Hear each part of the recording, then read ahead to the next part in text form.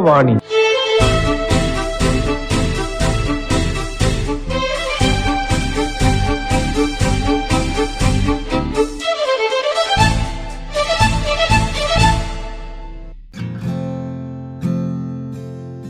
ഇന്ന് യുവവാണിയിൽ കേൾക്കാം.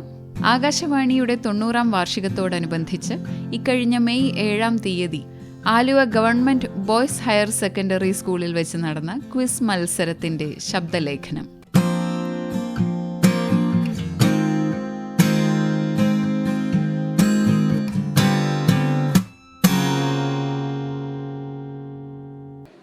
അപ്പോൾ ഞാൻ ക്വിസിൻ്റെ റൂള് പറയാം. നമുക്ക് മൊത്തം 6 ടീമുണ്ട്. നമുക്ക് 4 റൗണ്ടുകളാണ് വെച്ചിരിക്കുന്നത്. അപ്പോൾ ഓരോ റൗണ്ടിനും ഓരോ തീമുണ്ട്. ഒന്ന് കറണ്ട് അഫെയർ ആണ്, പിന്നെ ആർട്ട് ആൻഡ് ലിറ്ററേച്ചർ, പിന്നെ ആകാശവാണി ഒരു ടോപ്പിക്കാണ്, പിന്നെ ഒരു ടോപ്പിക്കും കൂടി ഇല്ലേ, സയൻസ് ആൻഡ് ടെക്നോളജി. അപ്പോൾ ഈ 4 റൗണ്ടാണ്. അപ്പോൾ ഓരോരോ റൗണ്ടുകളിലായിട്ട് ഓരോ ടീമിനും ഒരു ക്വസ്റ്റ്യൻ വെച്ച് കിട്ടും. അപ്പോൾ നിങ്ങൾക്ക് ആൻസർ പറഞ്ഞാൽ 10 പോയിൻ്റാണ് കിട്ടുക. നിങ്ങൾക്ക് അറിയില്ല, നിങ്ങൾ പാസ് ചെയ്യുകയാണെങ്കിൽ അത് അടുത്ത ടീമിലേക്ക് പാസ് ഓൺ ചെയ്യും. അവർക്ക് അതിൻ്റെ പകുതി പോയിൻ്റ് കിട്ടും, 5 പോയിൻ്റ്. പിന്നെ ക്വിസിൻ്റെ റൂൾ എല്ലാവർക്കും അറിയാലോ, ഏറ്റവും കൂടുതൽ പോയിൻ്റ് കിട്ടുന്നവരാണ് ജയിക്കുക. അപ്പോൾ നമുക്ക് സ്റ്റാർട്ട് ചെയ്യാം. ഓക്കെ അല്ലേ? ഓക്കെ, അപ്പോൾ നമുക്ക് ആദ്യം ടീം എ പരിചയപ്പെടുത്താം.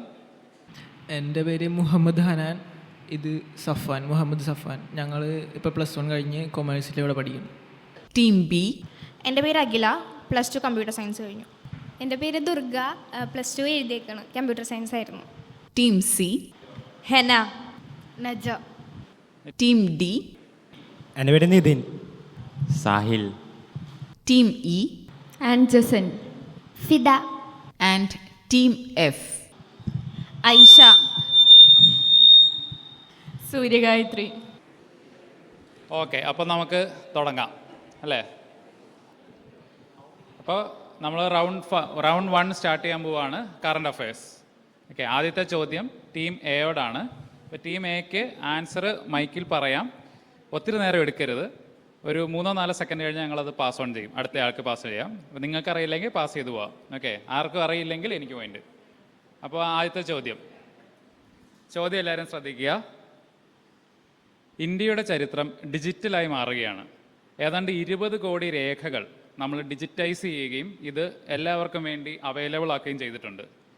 ഇന്ത്യയിലെ ഏത് സ്ഥാപനമാണ് നമ്മുടെ ഇവിടുത്തെ ഇതുപോലെയുള്ള പുരാരേഖകൾ ഡിജിറ്റൈസ് ചെയ്യുന്നത്?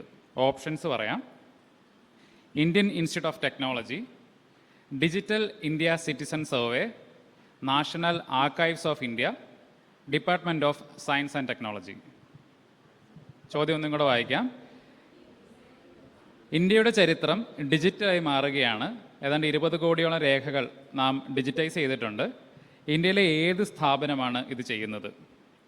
Indian institute of technology, digital India citizen survey, national archives of India, department of science and technology. Option A. Option A, Indian institute of technology, അതാണ് പറഞ്ഞത് അല്ലേ? ഉത്തരം അതല്ല, തെറ്റിപ്പോയി. ഉത്തരം നാഷണൽ ആർക്കൈവ്സ് ഓഫ് ഇന്ത്യയാണ്. അപ്പോൾ നാഷണൽ ആർക്കൈവ്സ് ഓഫ് ഇന്ത്യ എന്നുള്ള ഒരു സ്ഥാപനം ഇന്ത്യയിൽ ഡൽഹിയിലാണ് അതിൻ്റെ ഹെഡ് ക്വാർട്ടേഴ്സ്. അവിടെ നിങ്ങൾക്ക് ഒത്തിരി പഴയ രേഖകൾ, അതായത് ഇപ്പോൾ നമ്മുടെ ബ്രിട്ടീഷേഴ്സ് ഇവിടെ വന്നിട്ട് അവരുടെ ഒഫീഷ്യൽ ഗസറ്റുകൾ, അങ്ങനെയുള്ള പല സാധനങ്ങൾ, നമുക്കിവിടെ നിന്ന് എക്സ്കവേഷനിലൂടെ കണ്ടുപിടിച്ച രേഖകൾ, ഇതൊക്കെ സ്കാൻ ചെയ്ത് എല്ലാവർക്കും അക്സസബിൾ ആക്കി വെച്ചിട്ടുണ്ട്. അപ്പോൾ ഏത് ഇന്ത്യൻ പൗരനും അതിൽ കയറി നോക്കാം. നിങ്ങൾക്ക് പഴയ രേഖകൾ ഹിസ്റ്ററി ബുക്കിലൊക്കെ അല്ല, ഇങ്ങനെ എടുത്ത് പരിശോധിക്കാം. ഓക്കെ, അപ്പോൾ അടുത്ത ചോദ്യം ടീം ബിയോടാണ്. 2026 ഏപ്രിലിൽ കലാപരഹിത സംസ്ഥാനമായി പ്രഖ്യാപിച്ച സംസ്ഥാനം ഏതാണ്? അതായത് അവിടെ ഇൻസർജൻസീസ്, കലാപമൊന്നും നടക്കുന്നില്ല എന്ന് ഒഫീഷ്യലി പ്രഖ്യാപിച്ചു. വളരെ പീസ്ഫുള്ളായ ഒരു സംസ്ഥാനമാണ്. അപ്പോൾ അത് ഒഫീഷ്യലി പ്രഖ്യാപിച്ചു, നമ്മളിങ്ങനെ പറയുന്നതല്ലാതെ ഒഫീഷ്യലായി പ്രഖ്യാപിച്ചൊരു സംസ്ഥാനമുണ്ട്. 2026 ഏപ്രിലാണ് സംഭവിച്ചത്. Option A Mizoram, option B Assam, option C Manipur, option D Meghalaya. ഒന്നുകൂടി പറയാം. A Mizoram, B Assam, C Manipur, D Meghalaya. മിസോറാമാണ്.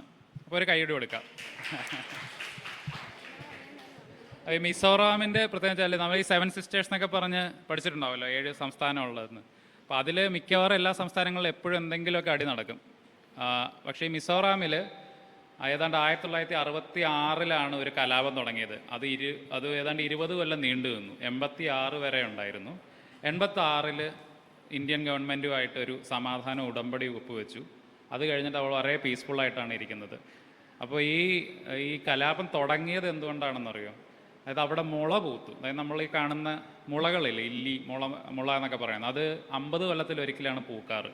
ഇത് പൂത്ത് കഴിഞ്ഞപ്പോൾ ഇതിൻ്റെ വിത്തുകൾ വീണിട്ട് എലി ഇത് തിന്നാനായിട്ട് വന്നു. ഈ പ്രതിഭാസത്തിന് മോത്തം എന്നാണ് പറയുക. അപ്പോൾ 50 കൊല്ലത്തിലൊരിക്കൽ ഇത് സംഭവിക്കും. അപ്പോൾ എലികൾ കൂടിയപ്പോൾ അവർ ഈ മുളയുടെ വിത്തൊക്കെ തിന്നു തീർന്നപ്പോൾ പിന്നെ അവർ നെല്ല് ബാക്കിയുള്ള ഭക്ഷണ വസ്തുക്കളൊക്കെ കഴിക്കാൻ പോയി. അങ്ങനെ അവിടെ പട്ടിണി വന്നു. ആ സമയത്ത് അവിടെ ആസാമിൻ്റെ കീഴിലായിരുന്നു മിസോറാം. അപ്പോൾ ആസാമിൽ അന്നത്തെ ഗവൺമെൻറ് ഇവരെ കാര്യമായിട്ട് നോക്കിയില്ല. അപ്പോൾ മിസോറാമിലുള്ള ജനങ്ങളൊക്കെ സംഘടിച്ച് സമരം തുടങ്ങി. സമരം എന്ന് പറഞ്ഞാൽ കുറച്ച് രക്തരൂക്ഷിതമായ സമരമായിരുന്നു. അങ്ങനെ കുറേ പേര് മരിച്ചു. പിന്നെ ഇന്ത്യൻ പട്ടാളം ഇറങ്ങി. അങ്ങനെയാണിത് അടിച്ചമർത്തി 1986 87 മിസോറാം ഒരു സംസ്ഥാനമായി, സ്വതന്ത്ര സംസ്ഥാനമായി. അപ്പോൾ എലിയൊക്കെ കാരണം ഒരു രാജ്യത്ത് ഒരു സംസ്ഥാനം തന്നെ ഉണ്ടാകാം എന്നുള്ളതിൻ്റെ ഒരു തെളിവാണിത്. അപ്പോൾ മിസോറാം വളരെ പീസ്ഫുള്ളായിട്ടുള്ളൊരു സംസ്ഥാനമാണിപ്പോൾ. ആർക്കും അവിടെ പോകാം. നിങ്ങളൊക്കെ കുറച്ച് കഴിയുമ്പോൾ ടൂറൊക്കെ ആയിട്ട് നോർത്ത് ഈസ്റ്റിലൊക്കെ പോകുമ്പോൾ മിസോറാം ഓർത്ത് വയ്ക്കുക. അപ്പോൾ ടീം ബിക്കാണ് നമ്മുടെ ആദ്യത്തെ പോയിൻ്റ്. അടുത്ത ചോദ്യം ഓക്കെ അല്ലേ? ഇപ്പോൾ ടീം സിയോടാണ്. ലോകത്തിലെ ആദ്യത്തെ മൾട്ടി സെൻസർ ഭൗമ നിരീക്ഷണ ഉപഗ്രഹം ഏതാണ്? മൾട്ടി സെൻസർ ഭൗമ നിരീക്ഷണ ഉപഗ്രഹം, അതായത് നമ്മുടെ ഭൂമിയെ നിരീക്ഷിക്കാനായിട്ടുള്ള ഒരു ഉപഗ്രഹമാണ് സാറ്റലൈറ്റ്. പക്ഷേ അതിൽ ഒത്തിരി സെൻസറുകളുണ്ട്. ഇത് ലോകത്തെ തന്നെ ആദ്യത്തെ ഒരു ഉപഗ്രഹമാണ് ഇത്തരത്തിലുള്ളത്. ഇത് ഈ അടുത്താണ്, അതായത് ഈ ഞായറാഴ്ചയാണ് ഇത് വിക്ഷേപണം ചെയ്തത്. ഇതിൻ്റെ പേരെന്താണ്? Mission Aditya, mission sensor, mission Indradhanush, mission Drishti. A mission Aditya, B mission sensor, C mission Indradhanush, D mission Drishti. Mission Drishti. Mission Drishti ശരിയാണ്. മിഷൻ ഇത് പേര് കേട്ടാൽ തന്നെ നമുക്കറിയാം ഇന്ത്യൻ ടച്ചുള്ള പേരുകളാണ്. ദൃഷ്ടി, ഇന്ദ്രധനുഷ് എന്നൊക്കെയാണല്ലോ.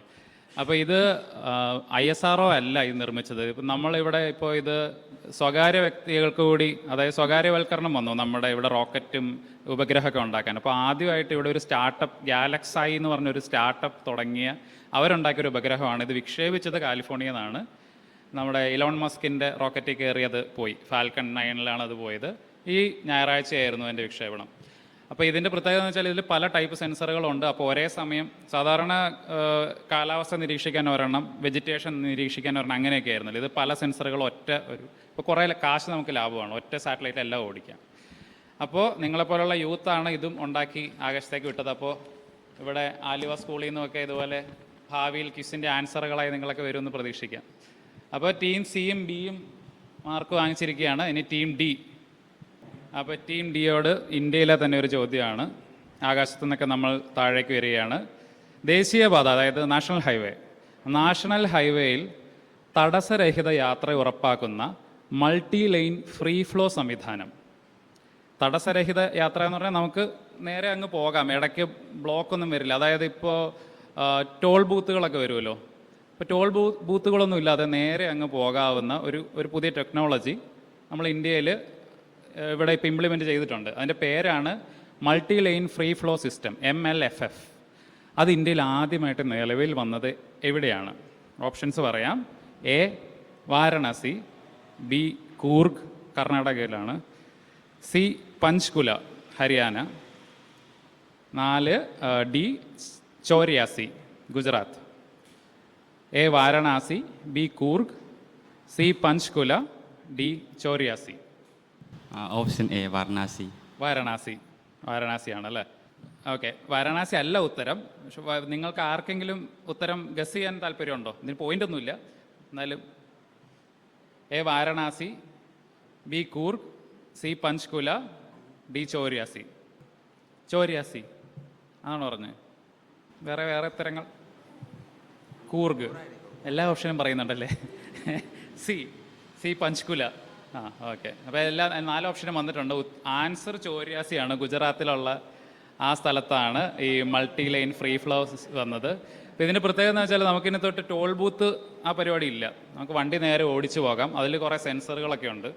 അപ്പോൾ അതിൽ നമ്മുടെ ഫാസ്ടാഗും വണ്ടിയുടെ നമ്പർ പ്ലേറ്റും ഒക്കെ അവർ ക്യാമറ വെച്ച് എടുത്തിട്ട് നമ്മൾ വണ്ടി പോകുമ്പോൾ തന്നെ നമ്മുടെ ഫാസ്ടാഗിൽ നിന്ന് പൈസ കളഞ്ഞോളൂ. അപ്പോൾ ഇനി തൊട്ട് ഇപ്പോൾ പാലിയേക്കര ടോളിലൊക്കെ എന്നും അടി നടന്നു എന്നൊക്കെയാണല്ലോ.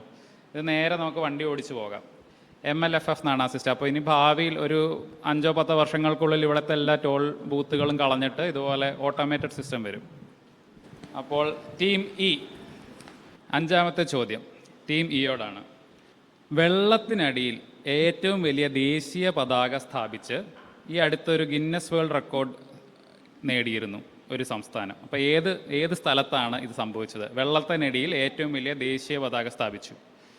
A Lakshadweep, B Goa, C Odisha, D Andaman and Nicobar.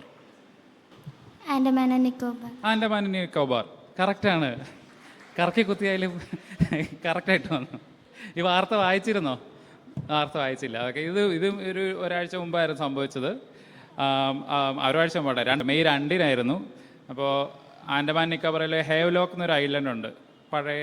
പണ്ട് അവിടെയൊക്കെ ആളുകളുണ്ടായിരുന്നു, ഇപ്പോൾ അവിടെ ആളില്ല. അപ്പോൾ അവിടുത്തെ ആ ഹേവ്ലോക്ക് ഐലൻഡിൻ്റെ പുതിയ പേര് സ്വരാജ് എന്നാണ് കേട്ടോ. പേരൊക്കെ മാറ്റിയായിരുന്നു ഈ അടുത്ത്. അപ്പോൾ സ്വരാജ് ഐലൻഡിൽ അവിടെ ഒരു ബീച്ചിൽ, രാധാനഗർ എന്ന് പറഞ്ഞ ബീച്ചിൽ 10-200 സ്കൂബ ഡൈവേഴ്സ് മറ്റേ ഓക്സിജൻ മാസ്ക് ഒക്കെ ഇട്ടു. അവർ വെള്ളത്തിനടിയിൽ പോയിട്ട് ഏതാണ്ട് 60x40 മീറ്റർ നീളമുള്ള വലിയൊരു കൊടി, അതായത് കൊടി ഉയർത്തുമല്ല, കൊടി താഴ്ത്തുമാണ് ചെയ്തത്. ഇവർ കൊടി ഓഷ്യൻ്റെ താഴെ കൊണ്ടുപോയിട്ട് അൺഫ്ലവർ ചെയ്തു. ഓക്കെ, അത് എന്നിട്ട് ഡ്രോൺ വെച്ചൊക്കെ കാണാൻ പറ്റുള്ളൂ. അത് 3 മിനിറ്റ് നേരത്തേക്ക് അവരങ്ങനെ പിടിച്ചുകൊണ്ട് നിന്നു. ഇപ്പോൾ ആൻഡമാൻ നിക്കോബാറിലായിരുന്നു ഈ സംഭവം. അപ്പോൾ ടീം ഇക്ക് 10 പോയിന്റ്. ഇനി നമുക്ക് അവസാന ചോദ്യം 2026 central marine fisheries research institute, CMFRI എന്ന് പറയും, അത് പുറത്തുവിട്ട വാർഷിക സമുദ്ര മത്സ്യ ലഭ്യതാ കണക്കുകൾ പ്രകാരം സമുദ്ര മത്സ്യോൽപാദനത്തിൽ 1-ാം സ്ഥാനത്ത് ആരാണ്? അതായത് ഏറ്റവും കൂടുതൽ മീൻ പിടിക്കുന്നത് എവിടെയാണ്? A West Bengal, B Tamil Nadu, C Gujarat, D Keralam. A West Bengal, B Tamil Nadu, C Gujarat, D Keralam. Gujarat. വേറെ എന്തെങ്കിലും ആൻസർ ഉണ്ടോ? വെസ്റ്റ് ബംഗാൾ. എല്ലാവരും വെസ്റ്റ് ബംഗാളിലാണോ? ഏതാ? കേരളം. ഓക്കെ, എന്തായാലും ഉത്തരം തമിഴ്നാടാണ്. ആരും പറഞ്ഞില്ല.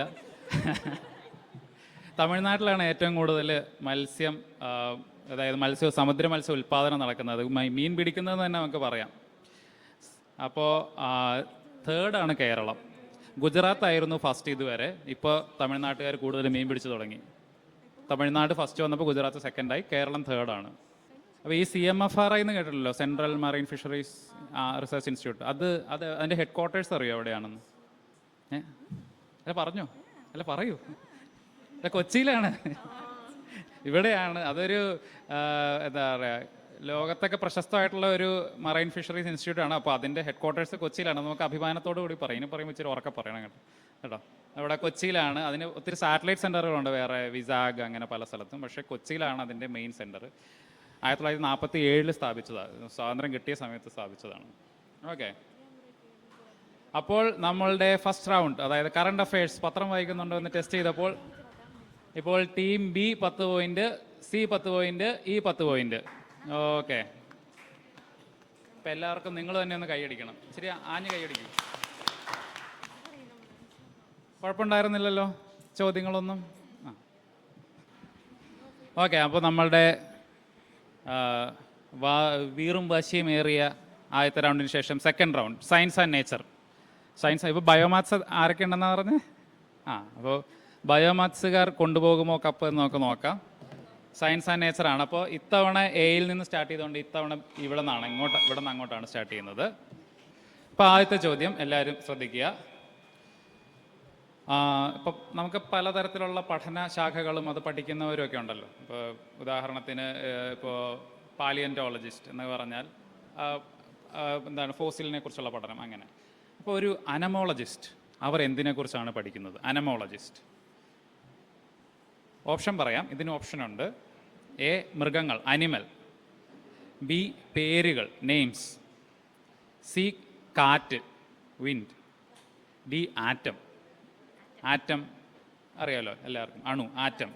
അനമോളജിസ്റ്റ് എന്തിനെക്കുറിച്ചാണ് പഠിക്കുന്നത്? എ മൃഗങ്ങൾ, ബി പേരുകൾ, സി കാറ്റ്, ഡി ആറ്റം. വിൻഡ്. വിൻഡ് ശരിയാണ്. എനിക്കറിയില്ലായിരുന്നു സാധാരണ, ഞാനിന്ന് രാവിലെയാണ് അനമോളജിസ്റ്റ് എന്ന് കേൾക്കുന്നത്. എന്നാൽ നമുക്ക് ബാക്കി ചോദ്യങ്ങളും കൂടെ ചോദിക്കാം. മൃഗങ്ങളെക്കുറിച്ചുള്ള അത് നിങ്ങൾക്ക് പഠിക്കാനുള്ള ഒരു ടോപ്പിക്കാണല്ലോ, സുവോളജിസ്റ്റ്.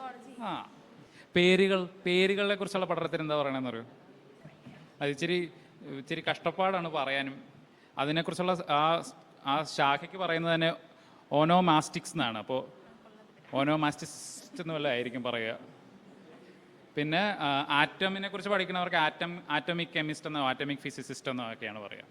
ഓക്കെ, അപ്പോൾ ടീം ഇക്ക് 10 പോയിന്റ്. ടീം എഫ് ക്ഷമിക്കും. അപ്പോൾ നമ്മുടെ അടുത്ത ചോദ്യം. ഇപ്പോൾ നമ്മൾ പത്രത്തിലെല്ലാം പാമ്പ് കടിച്ചതും വീട്ടിനകത്ത് പാമ്പ് കയറിയതുമായിട്ടുള്ള വാർത്തകളാണ് കണ്ടുകൊണ്ടിരിക്കുന്നത്. അപ്പോൾ പാമ്പിനെ കുറിച്ചുള്ള ഒരു ചോദ്യമാണ്. ലോകത്തിലെ ഏറ്റവും മാരകമായ വിഷമുള്ള പാമ്പ് ഏതാണ്?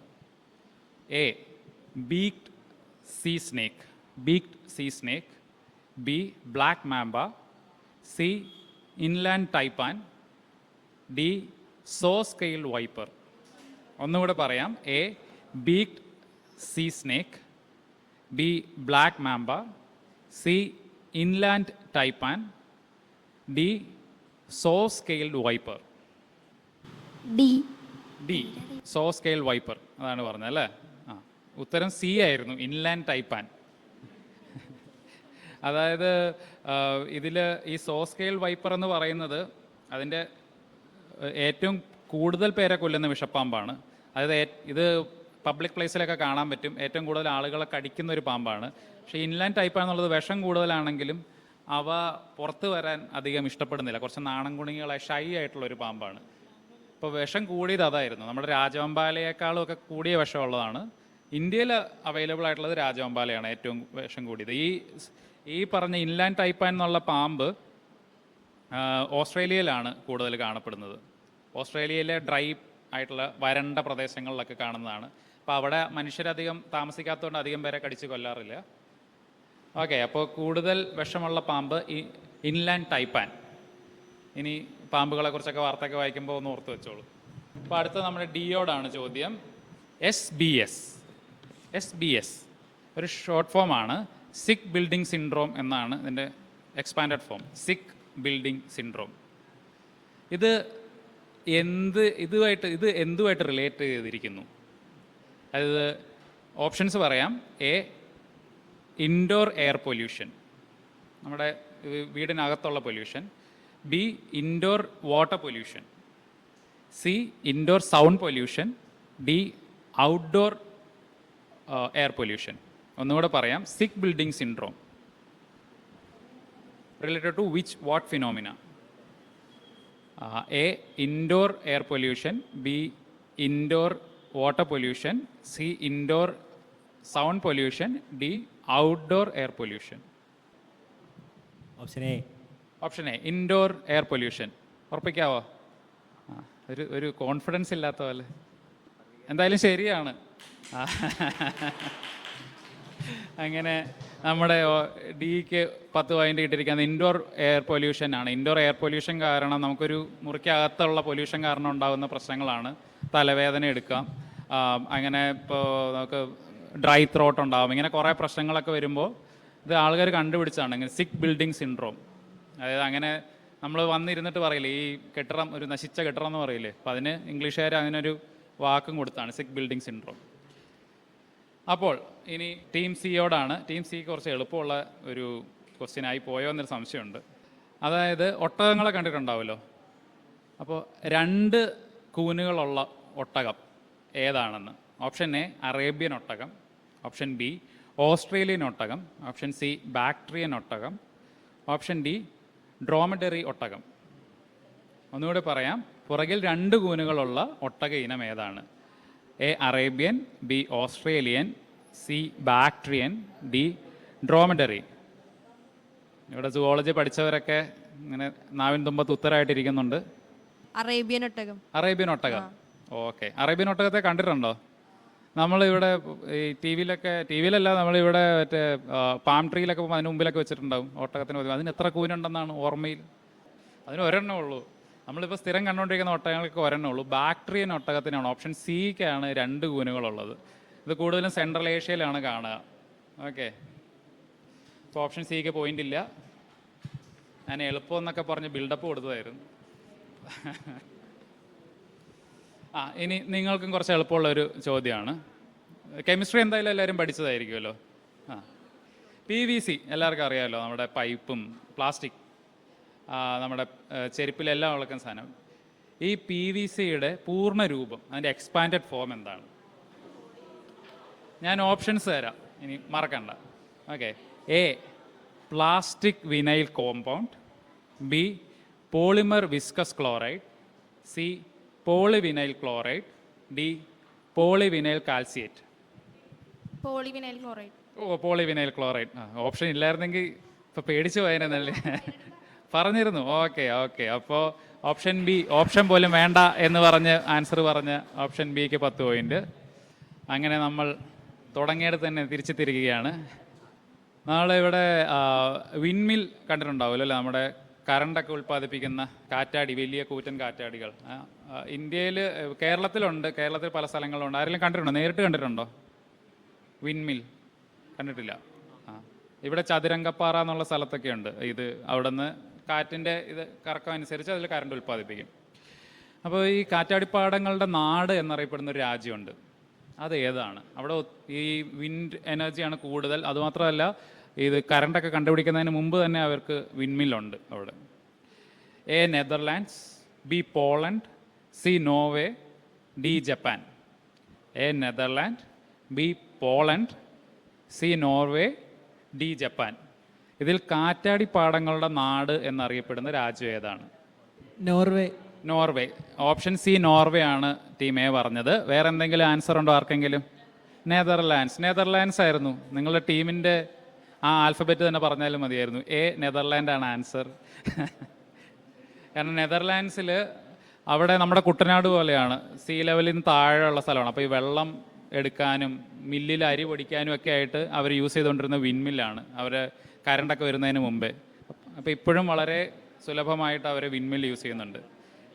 അപ്പോൾ നാം രണ്ട് റൗണ്ട്സ് കഴിഞ്ഞു. 2 റൗണ്ട്സ് കഴിഞ്ഞപ്പോൾ നമ്മുടെ പോയിന്റ് നില ഇങ്ങനെയാണ്. ടീം ബിക്ക് 20 ഉണ്ട്, team C 10 point, team D 10 point, team E 10 point, team F 10 point. അപ്പോൾ ടീം ബി ആണ് ഇപ്പോൾ മുന്നിൽ. അപ്പോൾ ഇത് 2 റൗണ്ട് ആയിട്ടുള്ളൂ.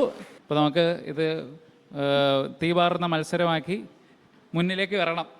ഓക്കെ,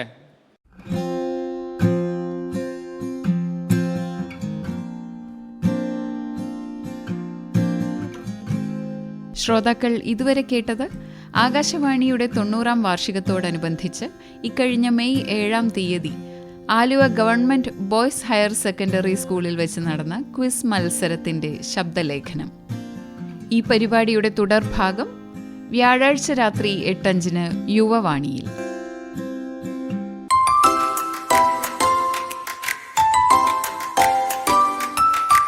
ഇന്നത്തെ യുവവാണി ഇവിടെ സമാപിക്കുന്നു. നിർവഹണം റിയ. യുവവാണി സമാപിക്കുന്നു.